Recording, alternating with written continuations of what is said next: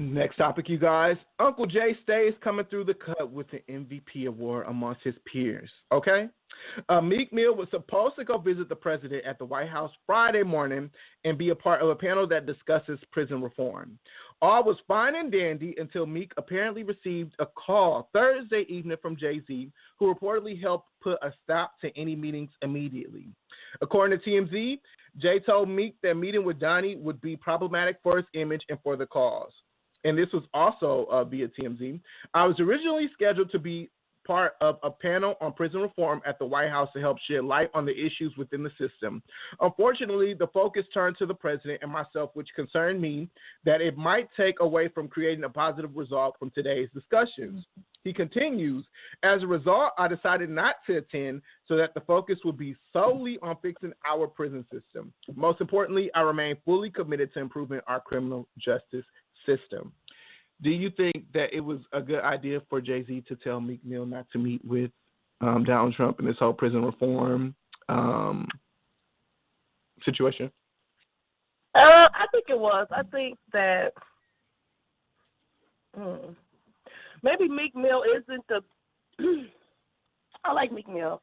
He's a rapper, and I appreciate rappers who come out and do politics. But sometimes some of them can be problematic. I never really heard Meek Mill give a speech on policies and how things work in the government and how things work with the prison system either. So I'm not sure if I would want him to be at the White House, representing us as a whole.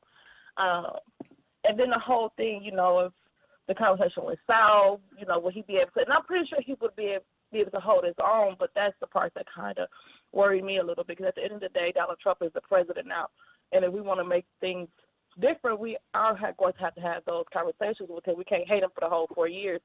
I don't got time to, really feel that way about nobody that long. So I don't know. I think he was correct in telling Meek Mill to hold his peace, honey.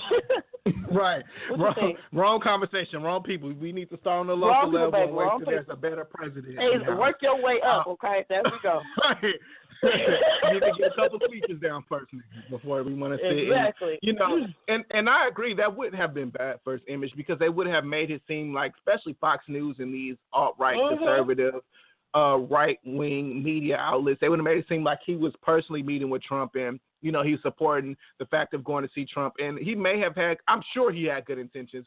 But like you said, I don't know if Meek Mill serving jail time knows the whole thing on prison reform and, what the outcome would be. I think that Meek Mill could talk about what happens on the inside and, how it may be unnecessary. And the fact that he was, on probation for 10, 12 years is ridiculous, and going to prison for 2, 3 years for popping a willy and having a drug addiction is a little ridiculous, and maybe he could talk on that. But as far as the whole outcome of prison reform, I think he needs to do a little more research and put a little more activism forward and, speak out with different outlets first. I wouldn't go straight to Trump. I wouldn't go to the enemies to, talk about that. And I think that was very dope for Jay-Z to step forward and tell him, like, don't do that. I don't know if you know, but I was recently listening to Meek Mill on The Breakfast Club, and he said that Jay-Z paid for, like, his legal fees, like some of his legal fees that were, like, in the upwards of the millions of dollars. So, clearly Jay-Z cares. Yeah, he's just like, they were saying Uncle Jay, like, that's some real shit. Like, that motherfucker looks out low-key. Like, low-key. And I love it because it's just like, he's like to be my favorite godparent. So, and what's crazy is, like, what I thought about when he was talking about that, I was like, so maybe Tyrese wasn't lying. Maybe Will and Jada really sent that $5 million to him when all that shit was going down. He was tripping. You said what? He crazy. We ain't gonna even talk about him. He said it's not credible. The people did not get that man $1 million. But yeah, they all get on my damn nerve. But no, bro, Meek Mill, no, for real, because it's just like you got all that money and you just being ridiculous. You on Instagram crying and hollering. They bored. They bored. Just like Bow Wow. Talking about something he want to end his life. He wasn't just like he ain't had nothing else to do. You bored. You need to do something. I don't know how you had so much money that in your early 30s you don't have nothing else to do. Like, what? Speaking of Bow Wow, why he just won't quit it? I'm not saying like retire, but just realize the fact that you are not this A-list rapper and you will never be that again. Like I just don't see it for Bow Wow. I don't ever see him ever being as famous as he once was because now what was looked at when he was a child as being like dope and all that, like it's corny. Like he's really it's funny. Talented actor. That's why I don't understand why he don't. I ain't gonna say all that. He's all right. And do that. I mean, to me, I like him as an actor. I really do. Okay. But he's so corny. He do all this stuff to just make people talk. So where are you getting it from? Are you talking about Lottery Ticket and like Mike? No, his new show. What's that show? The CSI show. I like him with that show. Yeah, the CSI one. Okay, see, I haven't watched CSI, so I don't know, because I know Lottery Ticket. I was like, all right. You so stupid. I mean, like the talking rappers go do shows after they retire, like LL Cool J and the rest of them. No, that's what he needs to do. And it's just like, he's at that point now where it's just like, you know, even though he's a lot younger, you're like that vet rapper. Like, you don't have to, you know, if it's not working, and you can leave it alone. It's like I feel like the only person is like that can continue to still make stuff and it's still refreshing is Jay-Z. And I feel like partly is because of, you know, who Jay-Z is, you know, and you know, him being with Beyonce.